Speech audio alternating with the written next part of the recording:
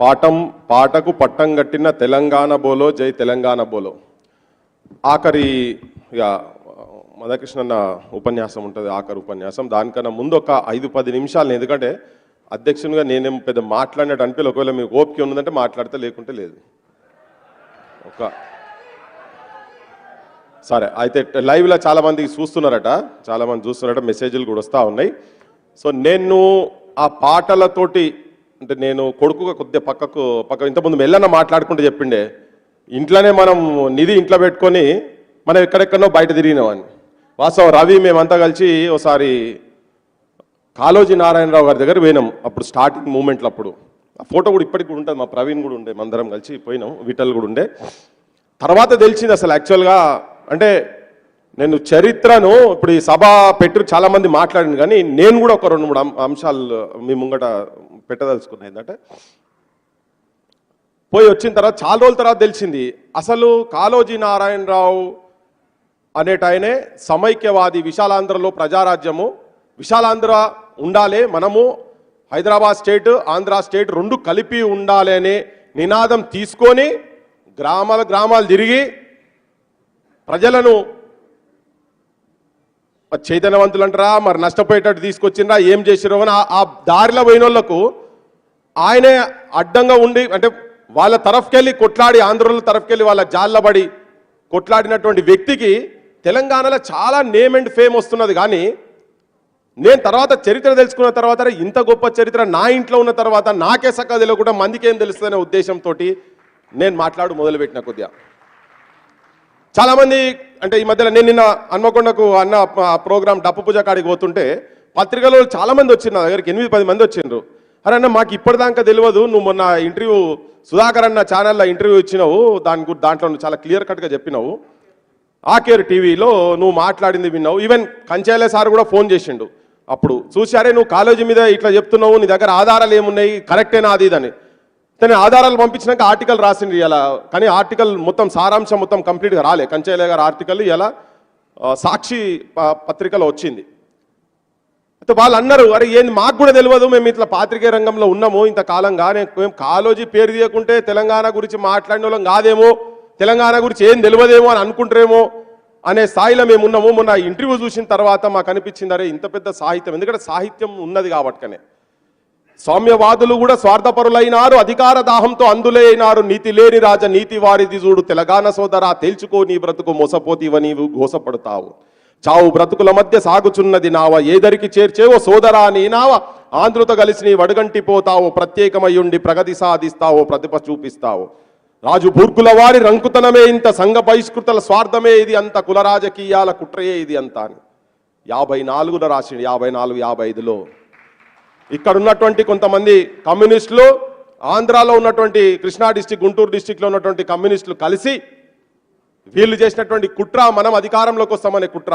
ఇక్కడ ఉన్నటువంటి కొంతమంది, అప్పుడున్నటువంటి స్వార్థపరులైనటువంటి కొంతమంది బ్రాహ్మణ కులానికి సంబంధించిన ఇక్కడోళ్ళు కావచ్చు, అక్కడోళ్ళు బూర్గులు రామకృష్ణరావు ఇక్కడ నుంచి కావచ్చు, వీళ్ళందరూ కాళోజీ వీళ్ళంతా కలిసి ఇక్కడోళ్ళు, అక్కడి నుంచి ప్రకాశం పంతులు వీళ్ళందరూ కలిసి మనం కలిస్తే ఇక్కడ రెడ్ల రాజకీయం రానియకుండా చేయొచ్చు, మనం అధికారంలోకి రావచ్చు అని చెప్పి ఒక స్వార్థపూరితమైన ఆలోచన కావచ్చు. చాలామంది కమ్యూనిస్టుల పేదోళ్ళు కూడా దాని గురించి కొట్లాడినొచ్చు, వాళ్ళకి అంత దూరదృష్టి లేకపోవచ్చు. ఆ తీస్తుంటే ఈవెన్ కొండా లక్ష్మణ్ బాపూజీ గారు కూడా ఆ టైంలో సమైక్యవాది అని. ఓకే, వాళ్ళ చరిత్ర అట్లనే పక్కకు పెడితే అసలు నిజమైన చరిత్ర ఎందుకు పొందబెట్టబడుతున్నది ఇంతకాలం తర్వాత? ఒక వేదిక మీద నేను వక్తగా పోయినా, పాశం యాదగిరి గారు ఉండే అనుకుంటా, ఆ రోజు వరవర్రావు గారు కూడా ఉండే, వారు మాట్లాడిన తర్వాత నేను మాట్లాడిన, వరవర్రావు గారు మాట్లాడుకుంటా అన్నారు. నేను మొన్న కంచేలే గారు చెప్తుంటే ఒక వీడియో తీసిన, V6లో ఒక వీడియో వస్తే, ఇట్లా అవుతుందని ఎవరు అనుకున్నారు, ఎవరు అనుకోలేదు అనేది ఉన్నది. ఇప్పుడు మీరు ఆ ఇంటర్వ్యూ తీసి చూసినా కానీ, కాళోజీ చరిత్ర గురించి తీసి చూస్తే దాంట్లో ఉంటుంది, ఇట్లా అవుతుందని ఎవరు అనుకున్నారు అని. అదే వేదిక మీద ప్రెస్ వాళ్ళు ఆర్గనైజ్ చేసినప్పుడు ఒక 7,000 మంది జనం ఉన్నప్పుడు తను చెప్తే, నేను అంతకు ముందే గ్రహించి రాసినవి పాడిన నేను ఆ వేదిక మీద వాడితే, అరే నువ్వు అంత డైరెక్ట్ ఎట్లా అడిగినావు అంటే, మరి మీరు డైరెక్ట్ మీకు తెలుసు కదా, ముచ్చలరావు గారు మీకు తెలుసు కదా, వరవరావు గారు మీరెందుకు చెప్పలే, మీరు అప్పుడు వద్దని చెప్పిండు కదా, కలపొద్దని చెప్పి, సాహిత్యం కూడా ఉన్నది కదా, సంజీవరెడ్డిని కూడా తిట్టిన సాహిత్యం ఉన్నది కదా, ఎందుకు వద్దని. ఆనాడు మనవారు ఆపదల పాలయ్యి ఆశ్రయం మిమ్మంటూ ఆగానబోయితే, పండుగని మనల పిండినారే వారు, నైజాము మూర్ఖులని నవ్వినారే నాడు, ఆనాడు మాతృభాషకు పించలేదేమి, ముక్కోటి బల్గమంతొకటన లేదేమి అని. అన్నాడు కదా, భాష ఒకటి ఉంటే మీ బ్రతుకు ఒకటి ఉండాలి, గోంగూర పచ్చడిని కోరదోయి మన జీవ కాళ్ళు చెప్పులు లేక కదలదోయి అడుగైన నిండు దుస్తులు లేక ఉండలేమో మనము తెలంగాణ సోదరా తెలుసుకో నీ బ్రతుకు మోసపోతివా నీవు గోసపడతావా అని రాసిన చరిత్ర ఉందా లేదా అని. అంటే కొంతమంది వాళ్ళ స్వార్థాలతోని వరవరావు గారికి అయితే చరిత్ర తెలుసు, మరి వారు ఎందుకు మాట్లాడినో నాకు ఎరకలేదు. అదే వేదిక మీద చెప్పిన 58ల పెద్ద మనుషుల ఒప్పందం ఉల్లంఘించిన తర్వాత हक चीन कर हमारा अपने को तू संवारा सुन बात का वारा करोड़ का ये नारा चुड़ोजी तेलंगाना चले जाओ रायलसीमा चुड़ोजी तेलंगाना चले जाओ आंध्र सीमा। वायदों की नदी बह गई धोखा फरेब रह गई कुत्ते की दुम तो मुड़ गई टेढ़ी की टेढ़ी रह गई ये याद रखो प्यारे फाड़ेंगे फायजामान। మీకు అర్థం కాదా, నీకు తెలియదా ఈ సాహిత్యం? తెలుసు వాళ్ళకు, కానీ తన గురించి మాట్లాడేటోళ్ళు ఎవరు లేరు. ఇంట్లో పుట్టిన నాకే తెలియదు కాబట్టినే ఇవాళ నేను ఈ చరిత్ర ఇది ఇంకా మా నాన్న చెప్పేది ఇంకొకరు ఉండే 69లో పద్మనాభంలో సాకలనే చాలా తన గురించి నేను వెతికినా కానీ నాకు దొరకలేదు. ఇంకొకడు ఉండేరా పాడేటోడు ఉండే, అది ఎక్కడో రంగారెడ్డి జిల్లాలో ఎక్కడో ఉండే కానీ నేను వెతికినా కానీ దొరకలేదు. సాహిత్యం కాదు కానీ పాటలు పాడేది అని చెప్పని. ఏ ఉద్యమంలా ఎక్కడ చూసినా ఈవెన్ 67, 68 రక్షణ ఉద్యమం వచ్చినప్పుడు 12 ఏళ్ళు గడిచినా గాని పుష్కరం ఒక్కటి పోయినా గాని వేరు బుద్ధి వారు మానరు బాబు పాడు బుద్ధి విడనాడరు బాబు జాజిరి జాజిరి జాజిరి జాజా జాజిరి కిలకిల జాలపుతాడు ఎన్నడు గాల్తదో ఆంధ్రోళ్ళ కాడు అన్నాడు. కాశీతోటి బాధతోటి ఇక్కడ దోపిడి జరుగుతున్నదని మోసం చేసేటువంటి ఇక్కడ కుట్టడానికి వచ్చినటువంటి వ్యక్తుల మీద రాసింది. పట్టణాల్లో చూడు మెట్ట భూమిలో చూడు ఆఫీసులో చూడు ఆఫీసర్ను చూడు ఆంధ్రమయమే అంత అంధకారమే అంత అని లేదు, చరిత్రలు ఎక్కడ లేదు. ఎస్ సుద్దాల హనుమంతు గారికి ఒక గౌరవం ఇచ్చారు, ఓకే. ఇప్పుడు ఏ గౌరవం పైసలు గీసల గురించి కాదు, ఎంత ముచ్చట. కానీ చరిత్రను ఎట్లా బొంద పెట్టే ప్రయత్నం జరుగుతున్నదో దాన్ని ప్రజలకు చెప్పే ఆలోచనతోటి సాహిత్యం పుట్టింది కదా. భాష ఒకటి బ్రతుకు ఒకటి, భాష ఒకటి బ్రతు ఒకటి, ఒక్కటొక్కటని కనకట్టు కట్టిరి జాజిరి జాజిరి జాజిరి జాజా జాజిరి కిలకిల జాలపుతాడు ఎన్నడు గాల్తదో ఆంధ్రుల కాడు అని. వద్దు వద్దంటేనే వచ్చినాడు వచ్చిన వారు తెచ్చిరి కీరుడు. ఒక్కోటి బల్గమని మోసగిస్తారు, మాతృభాష ఒకటంటూ మాయ చేస్తారు, స్వార్థానికి ఎంతైనా సంతోష పెడతారు, నక్క జిత్తుల నమ్మి చిక్కకోయి వలలోన అన్నాడు. చిక్కినము నష్టపోయినాము, ఇప్పటిదాకా నష్టపోతూనే ఉన్నాం. ఇంకా అదొకటి. ఆ చరిత్రను బొందబెట్టినటువంటి చరిత్రను హీరోలు జీరోలు అవుతున్నారు, జీరోలు హీరోలు అవుతున్నారు అని చెప్పిండు మా చందన్న మాట్లాడుకుంటా. ఎస్ అన్సంగ్ హీరో, ఇట్లా అన్సంగ్ హీరోస్ ఎవరున్నారో తొవ్వి తీయాల్సిన అవసరం ఉన్నది. ఆ కాలంలో లేవు. జననాట్య మండలి ఇంకా అప్పటికి పుట్టలే. దొరలకు భూస్వాములకు వ్యతిరేకంగా అది కాదు, జీవితంలో ఏ కోణంలో చూసినా కానీ ఒకటి తెలంగాణ కదా, ఎక్కడ చూసినా కానీ కవిత్వంతో रेन इज फॉलिंग जम्माजम लेग पिसल के गिर गए हम इसलिए फिर भी कुड नॉट कम వన్డే రుక్స చాతే హం అని బడిలా వర్షం పడ్డప్పుడు దోస్తులు కూర్చున్నప్పుడు అందరు కూర్చున్నప్పుడు అరే మనకు సత్యనారాయణ హాలిడే కావాలి ఏం చేస్తావు అంటే కవిత రాసిందట. అది ఫార్సీ ఇవన్నీ కలిపి ఇంగ్లీషు అన్ని కలిపి ఉన్నది. వర్షం పడుతున్నది, కాలు జారి కింద పడ్డము, బురద బట్టలు అయిపోయినాయి, మాకు ఒక రోజు హాలిడే ఇవ్వాలంటే పిలిచి ప్రిన్సిపాల్ హాలిడే ఇచ్చిందట. వర్షం మీద ఏ దిక్కునున్నావో వానదేముడా నువ్వు మా దిక్కు రావయ్యా వానదేముడా, ఉత్తరాన ఉర్రుర్రు దక్షిణాన జల్లు జల్లు, ఏ దిక్కునున్నావో వానదేముడా నువ్వు మా దిక్కు రావయ్యా వానదేముడా అని వాన పాటలు కావచ్చు, కప్పతల్ల పాటలు కావచ్చు. ఇంతకుముందు మాడబు శ్రీధర్ గారు మాట్లాడుకుంటే కృష్ణుడు అంటే మాకు తెలిసిన కృష్ణుడు ఒకడు జెండాపై కవిరాజు అని దీర్ఘం తీస్తే మా ఊరు మొత్తం మేల్కొనేది. మా వాడకట్టు ఏ వాడకట్టులు ఉంటే పద్యాలు కూడా అట్లనే పాడుతున్న రాసేది పాడేది. చరిత్రలు ఎక్కడ లేదే, ఎక్కడ చూపిస్తలేరు. తనకు ఇష్టం ఉన్నటువంటి ఈవెన్ పంచాయతీరాజ్ చట్టం వచ్చినప్పుడు 59లో వాడలో దీపాలు గుడిసెలో దీపాలు, మా ఊరికి కరెంట్ ఎట్లా వచ్చిందంటే చెప్తున్నా. సంఘ సంస్కర్తలు అంటే ఎక్కడో కాదు ఉన్నది. పూలేలు జీవితాలు, సావిత్రిబాయి పూలే జీవితాలు చాలా కాలం తర్వాత వచ్చినాయి. దొడ్డి కొమురేలు, కొమురం భీములు, సాకలైలమ్మలు మాకు తెలియదు. పెరియారులు కావచ్చు, ఇటువంటి వాళ్ళ చరిత్రలు చాలా వీధి బడుల నుంచి విశ్వవిద్యాలయ చదువులు వచ్చే వరకు కూడా మాకు తెలియదు. మా ఊరికి కరెంట్ వచ్చేటందుకు ఈ పాటలో ఒక చరణంతో వచ్చింది. చీఫ్ ఇంజనీరు మా దగ్గర పక్కకు ఊర్లో ఒక దగ్గర అనంత సాగర్ అనే ఊర్లో కరెంట్ ఇనాగ్రేషన్కి వస్తే చీఫ్ ఇంజనీర్ ముంగట ఈ పాట పాడితే వాడలో దీపాలు గుడిసెలో దీపాలు, వాడలో దీపాలు గుడిసెలో దీపాలు, కాలివానొచ్చిన మలుగవా దీపాలు, ఉంగ భయమే ఉండదోయ్ పల్లోడ దోపిడీలిక ఉండవోయ్. పంచాయతొచ్చిందిరా పల్లోడ పల్లెకే విలువొచ్చెరా, పల్లోడ పల్లెకే విలువొచ్చెరా. నీ ఊరి బాగోగు నీవే చూడాలిరా, నీ ఊరి మంచి చెడు నీ జిమ్మెదారిరా, బాధ్యతే నీకొచ్చెరా పల్లోడ భారీ హక్కే వచ్చెరా. సహకార సంఘాలు అప్పిచ్చు సంఘాలు అభివృద్ధి సంఘాల అండ నీకుండురా, పెచ్చుపై పెచ్చుండదోయ్ పల్లోడ మచ్చుకే వడ్డ్యుండునోయ్. పంచాయతొచ్చిందిరా పల్లోడ పల్లెకే విలువొచ్చెరా, ఇరుకు సందులు ముందు ఎడతెరము కావాలి, చెమిలిగా నీ పండ్లు తిరిగి ఉరకాలేరా, ఇరుకు ఇన్లే ఉండవోయ్ పల్లోడ ఉరికి ఇన్లే ఉండవోయ్. ఏ మారలే చాలా పెద్ద ఉంటుంది, ఒక్కొక్కటి 12-15 చరణాలు. ఇంత పెద్ద సాహిత్యం గ్రామాల మీద, గ్రామ పంచాయతీల మీద తన సమితి ప్రెసిడెంట్ ఉండి నాటకాలేసి జోలెలు బట్టి సమితిలో, తర్వాత చంద్రబాబు స్కీమ్ పెట్టిండు, జన్మభూమి స్కీమ్ పెట్టి 25% పబ్లిక్ కాంట్రిబ్యూషన్ ఉంటే 10% 15% గానే అక్కడనే సమితి ప్రెసిడెంట్ గా నాటకాలు వేసి జోలెలు పట్టుకొని కృష్ణుని పాత్ర వేసి జోలెలు పట్టుకొని వేసి ఆ ఊర్లు డెవలప్మెంట్ చేసేది. దాంట్లో ఒక పక్షపాతం ఏంటంటే మొట్టమొదలు ఆయన కట్టించిన ఇండ్లు దళితుల ఇండ్లు.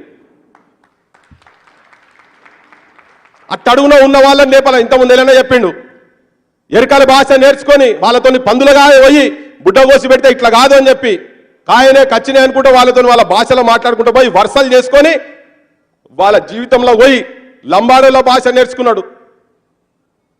పేద కులాలు చిన్న కులాలకు అక్షరాలు నేర్పించిండు, బొగ్గుబట్టుకి అక్షరాలు నేర్పించేది. సమాజానికి ఒక దిక్సూచి లెక్క, సమాజానికి ఒక మార్గదర్శకంగా చూపించి అంటరానితనం మీద రాస్తాడు. అంటే ఎంత సర్కాస్టిక్ రాస్తాడంటే రెండు, అదొకటి సామాజిక కోణం అని చెప్తున్నా కదా. ఒకటి ఆకారం ముచ్చట చెప్పి నేను అన్నకు నేను మైక్ ఇస్తా. అన్టచబిలిటీ మీద అస్పృశ్యత గురించి నన్ను ముట్టుకోవు కదా, ముట్టుకుంటే చాలా పెద్ద ఉంటుంది. బాయిలు తవ్వుతారు మీరు, బాయిల బండలు మోసేది మేము, బండలు కొట్టేది మేము. ఆఖరికి ఆ పూటిక గీటికి అంతా మొత్తం తీసినాక నీళ్లు పడే కాడికి వచ్చే వరకు వాడింత మంత్రం చదివి సుట్టంతా తిరిగి ఆ బాయిల నీళ్లు కూడా తాగనియలేని స్థితిలో గుడిలో శిల్పాలు చెప్తారు, మళ్ళీ మేము మమ్మల్ని ఆ గుడిలకు రానియము అట్లా అని చెప్పుకుంటా. జాషువా చెప్తాడు, తడవైనన్ గుడి గోపురంబులు సందర్శించి చుంబమ్ము నీ కడవులు కొండను నటు సేయవు గదమ్మా వ్యోమయానంబున, సుడిగాలి సెడరేగిన నిలవచ్చున్ ధర్మసత్రాలలో పిడుగులు పడ్డ ప్రవేశ యోగ్యత పాపిన్ నాకు లేదచ్చట అంటాడు. నేను ఒక పాపాత్ముని అని. నా కవిత వధూటి వదంబు నెగాదిగా చూసి కమనీయ రూపురేఖారావణ్యములుగాంచి బలి బలి అన్నవారే నీ దేకులమన్న ప్రశ్న వెలయించి చివానులు లేచిపోనుచో బ్రాకుల కుమ్మినట్టగున్ పార్థివ చందా వచింప సిగ్గగున్నంటాడు. జాషువా అంటే తిరుగుబాటు చేయలే జాషువా పాపం. నేను అంటే బాధతో రాసిండు, గబ్బిలవన్న పోతుంది కావచ్చు కానీ నేనైతే పోను అని. కానీ ముచ్చర్ల సత్యనారాయణ గారు రాసినటువంటి సాహిత్యంలో తిరుగుబాటు సాహిత్యం ఎట్లుంటుంది అంటే, నా పెంట మీద ఊర్లో దొరక ఏం కావాలి, కోళ్ళు కావాలన్నా ఏం కావాలి, అరే యాడున్నదో చూసుకురాపోరా అంటాడు. కోడికి అన్టచబిలిటీ ఉండదు. కోడి మాలుల పెంటల మీద పెంట తింటది, మాదిగోళ్ళ పెంట తింటది, గొల్లలో పెంట తింటది, గౌన్లలో పెంట తింటది, వడ్లలో పెంట తింటది, సాకలలో పెంట, అన్ని పెంటలు తింటది కదా. నా పెంట మీద కోడి పెంట పెట్ట నీ వంటకు ఇంపాయి నేనంటే అంటవాయే ముట్టవాయే, అంటే ఒక తిప్పల అంటే అనకుంటే ఒక తిప్పల. ఆ సర్కాజం ఏమున్నది, అరే నా పెంట తినటోనివి నన్ను ముట్టుకున్నట్టు, నా పెంటనే తింటున్నావు రా, నువ్వు నన్ను ముట్టుకోకపోయింది ఇదేంది అన్నట్టు. చూడండి ఆ సాహిత్యంలో ఎంత తిరుగుబాటు, అంత కసితోటి. నేను ఇట్లా చెప్పుకుంటూ పోతే చాతాడు పొడుగున్నాయి తనవి, నాకు తెలిసినే చాతాడు పొడుగున్నాయి జీవితాల మీద, బతుకుల మీద. ఇలా చాలా మంది అవాకులు చవాకులు మాట్లాడుతున్నారు కదా బయట. అందుకే ఆ నేపథ్యం కూడా చెప్పడానికి చెప్తున్నా. ఆయన పెట్ సబ్జెక్ట్స్ రెండు, తెలంగాణ అది సామాజిక తెలంగాణ, అందరికీ సమాన భాగంగా ఉన్నటువంటి తెలంగాణ గురించి ఆయన మాట్లాడిండు. నూనె చేయి అందిస్తేవి నమ్మి పడితే జారి పడితే, అంటే ఒక తిప్పలు అనకుంటే ఒక తిప్పలు, అంటేనేమో కంట్లో పడతా అనకుంటే ఎట్లా పడతా అని.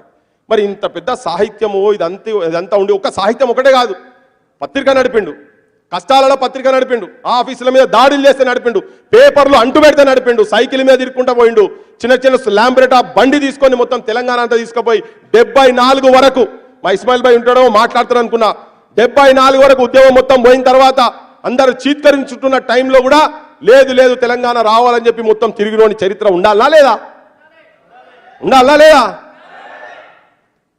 మొట్టమొదలు ఎవ్వరు అనక ముందు చెప్పిండు కదా, ఒక చిన్న ఇన్సిడెంట్ తోటి వెంకటరెడ్డి గారిది చిన్న ఇన్సిడెంట్ తోటి నల్లకాడ ఆఫీసు టైం అవుతుందని చెప్పి ఆడ బిందె మొదలు పెడితే మీ ఆంధ్రులకు తెలివి లేదు, మీకు సంస్కారం లేదు, అది ఇదని చెప్పి దూషణలు మాట్లాడుతుంటే ఇక అదేందా మాకు అట్లా మాట్లాడుతున్నావు పోయి మొగని చెప్తే ఆయన సస్పెండ్ చేయించిండు. అక్కడికి వెళ్ళి మొదలైంది సంఘర్షణ. ఆయన బడులు చదువుకున్నప్పుడు కాడికెళ్ళి ఇక్కడికి వచ్చిండు. పేదరికం, ఒక ప్లేట్ పూరికి 8 పూరీలు వస్తున్నాయట అప్లికేషన్ ఫామ్లు రాసి, అంటే పేదరికం ఉంది, నిజాయితీ ఉంది, నిబద్ధత ఉంది, అన్నీ ఉన్నాయి, అన్ని లక్షణాలు ఉన్నాయి. ఎక్కడ కూడా నిజాన్ని నిర్మోహమాటంగా నిర్భయంగా మాట్లాడేటువంటి దమ్ము ధైర్యం ఉన్నటువంటి ముచ్చెర్ల సత్యనారాయణ గారి చరిత్ర ఉండాలా లేదా? ఏ నక్సలైట్ లేరు. ఇలా చాలా మంది చిన్న చిన్న వాడికి ఇలా అన్నాడు ఏదో మనం దేనికో చిన్న చిన్న వాడికి ఆశపడి పోతున్నామని చెప్పి నేను ఉట్టిగా అనలే. స్టేజ్ మీద కూర్చున్నటువంటి నిలబడ్డంటి వాళ్ళు వీళ్ళని తలుచుకుంటే ఈ సమాజాన్ని మార్చిపడవచ్చని. కొంత వ్యక్తిగతంగా కష్టాలు అయితే కాబట్టి మాకు కూడా కష్టాలు ఉన్నాయి, బరాబర్ ఉన్నాయి. కానీ సమాజం గురించి జనం గురించి నిజంగా పదవులకు ఎలక్షన్లకు పోవాలని మాకు కూడా ఉన్నది, బరాబర్ పోతాం. పోవాల్సిన అవసరం ఉన్నది. సమాజంలో నిజాయితీ పరులు నిక్కచ్చిగా పోయి ఆడ కూర్చొని మాట్లాడి ప్రజల పక్షాన నిలబడి గొంతెత్తి ప్రజల గురించి, ప్రజలకు ఉన్నటువంటి సొమ్మును ప్రజల బావు గురించి పాటుబడి అమలు చేయాల్సిన క్షేత్రాల the temple of democracies parliament and assembly వాటిలకు పోవాల్సిన అవసరం ఉంది. బరాబర్ పోతాం, కానీ నీతియుతంగా పోవాలి. మనం చెంచాగిరి చేస్తే మనం ఏం చేయలేం. అటువంటి ఒక గొప్ప తెలంగాణను ఒక దార్శనికుడు, ఒక టార్చ్ బేరర్ ముచ్చెర్ల సత్యనారాయణ గారు ఇచ్చినటువంటి ఆలోచన, వాళ్ళ తరం ఇచ్చినటువంటి ఆలోచన. అటువంటి వాళ్ళు ఒక్కరే చెప్తలేని ఇంకా చాలా మంది ఉండొచ్చు, మనకు తెలియని చరిత్ర కూడా ఉండొచ్చు ఇంకేమన్నా. కానీ వాళ్ళందరి చరిత్రలు ఇలా బయటికి తీసుకొచ్చి సమాజానికి పరిచయం చేసి నీతి నిజాయితీ ఇవ్వాలి. అందుకనే ఈ అంశం ఏదైతే ఎప్పుడైతే అన్నాడో వర్గీకరణ అంశం, దాని గురించి కూడా తన మీద కూడా తన మాట్లాడినవి ఉన్నాయి. మేము ప్లే చేయలేకపోయినాం. యాక్చువల్గా కృష్ణ చాలా తన్లాడుతున్నాడు, మందకృష్ణ చాలా తన్లాడుతున్నాడు, కానీ ఏం చేస్తారో తెలియదు. అన్ని కుతంత్రాలు ఉంటాయి నాయన అని చెప్పి ఇంటర్వ్యూ చేస్తుంటే కూడా తను చెప్పిండు. ఇప్పుడు కాదు నేను చెప్పి తను చనిపోక 7-8 ఏళ్ల ముందు చెప్పిండు న్యాయమైన డిమాండ్ అదని. ఆ జ్ఞాపకాలు మా లోపల ఉన్నాయి. అందుకే ఇలా ఏది ఏమైనా బయట క్యారెక్టర్ అసాసిన్ చేసినా, ఇలా ఏం మాట్లాడుతున్నా ఏం చేసినా విమలక్కను పట్టుకొని కూడా అడ్డగోలిగా ఏం సంస్కారమయ్యా మీది ఏం అంబేద్కర్ వాదులు మీరు? నాకు అర్థమైతే ఏం అంబేద్కర్ని చదివినరు? ఏం అంబేద్కర్ను ఇచ్చిన విజ్ఞానం ఏంది మీకు? కాంచీరామ్ ఇచ్చిన చైతన్యం ఏంది? మంటలో పోయాల మీ విజ్ఞానం పాడుగాను. ముంగట ఒకటి మాట్లాడతారు, ఎన్కోటి చేస్తారు, చేసుకుంటే అడ్డమైన మాటలు మాట్లాడుకుంటూ చేస్తున్నాం. అయినా కానీ చెప్తున్నాం, ప్రజల గురించి పనిచేయదలుచుకున్నాం. ముచ్చెర్ల సత్యనారాయణ గారు ఇచ్చిన స్ఫూర్తి సచ్చే వరకు ఎవరికి వంగేది లేదు. ప్రజల గురించి పనిచేస్తాం.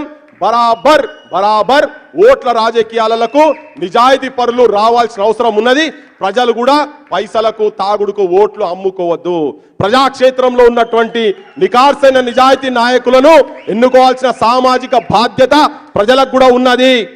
ఇలా అందుకనే ఒక వ్యక్తిని నేను ఈ వేదిక మీద నుంచి ఎందుకు చెప్తున్నా అంటే, ఈ మందకృష్ణను పట్టుకొని నిన్న కూడా ఒక పెద్ద మనిషి ఇంటర్వ్యూలో మాట్లాడిందట.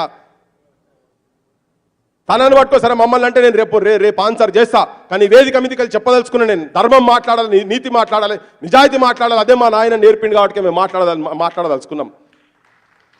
28-29 ఏళ్ళ పోరాటంలో ఎక్కడ మొక్కుకోకుండా బీజేపీ సైడ్ అయితే ఎప్పుడు పోలే కదా.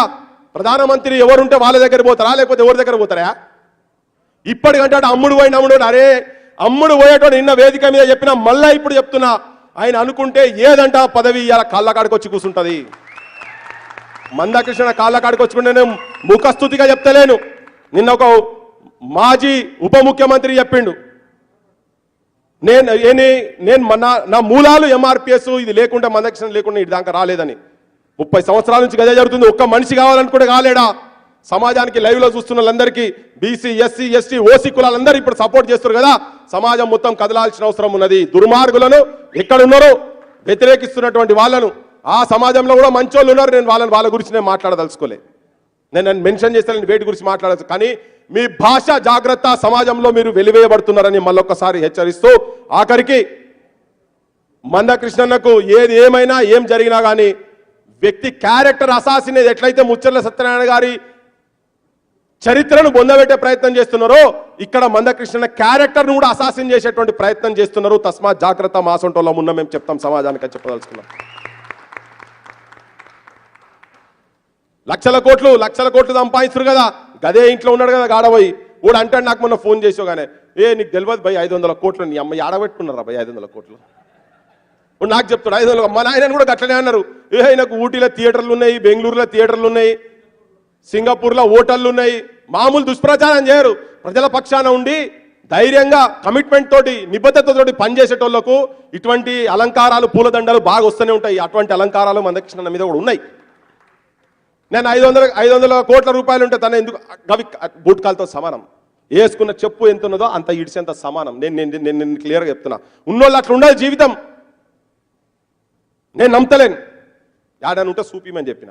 అంటే క్యారెక్టర్ అసాసిన్, ప్రజల గురించి పనిచేసే చరిత్ర అట్లెట్లా బొందబెడతారో ఇట్లా కూడా తన నాయకత్వాన్ని కూడా బొందబెట్టే ప్రయత్నం జరుగుతున్నది. 50 మంది సమాజానికి మాదిగా సెక్షన్ కూడా ఎవరెవరైతే దీనికి సపోర్ట్ చేస్తున్నారో, ఈవెన్ వ్యతిరేకిస్తున్నటువంటి వాళ్ళ దాంట్లో కూడా నిజాయితీగా నేను చెప్తున్నా, ఇలా బరాబర్ ఛాతీతనని చెప్తున్నా. గద్దరన్న కూడా చెప్పిండు, మాకు గద్దరన్న కూడా నేర్పించిండు వర్గీకరణ, న్యాయమైన డిమాండ్ అని చెప్పిండు. ఇలా తన వాదాన్ని కూడా మేము తీసుకుపోదలుచుకున్నాం, చెప్పదలుచుకున్నాం, మాట్లాడదలుచుకున్నాం. అందుకనే ఒక వ్యక్తి క్యారెక్టర్ అసాసిన్ జరుగుతుంటే కూడా సమాజం ఊరుకోదు. ఇలా మీరు అందరు అనుకుంటారు కదా, ఏమో మీరు మెసేజ్లు పెట్టి విమలక్కల మీద దాడి చేస్తున్నాం, పృథ్వీరాజ్ మీద దాడి చేస్తున్నాం, విఠల్ మీద దాడి చేస్తున్నాం. ఏంత to every action there will be equal and opposite reaction, Newton's third law చెప్పిండు. మేము కూడా వదిలిపెట్టాం. మా అంజననన్నా ఎవరినన్నా కానీ మేము కూడా వదిలిపెట్టాము. న్యాయం ఎటుంటుందో, ధర్మం ఎటుంటుందో అదే. మళ్ళీ ఇంతకుముందు చదివిన ధర్మమునకు నిన్నడు పిరికితనము లేదు, సత్యవాక్యమునకు సావు లేదు, వెరవనేల నీకు విశ్వనాథుని మూల సృష్టికర్త తాను సృష్టి నీవు. చలో ఎట్టంటే అటు మేమైతే రెడీగా ఉన్నాం. ధర్మం సైడే ఉంటాం, నీట్ సైడే ఉంటాం అన్న. ఆఖరిగా మాట్లాడవలసిందిగా కోరుతున్నాం Mandakrishna. Thank you so much.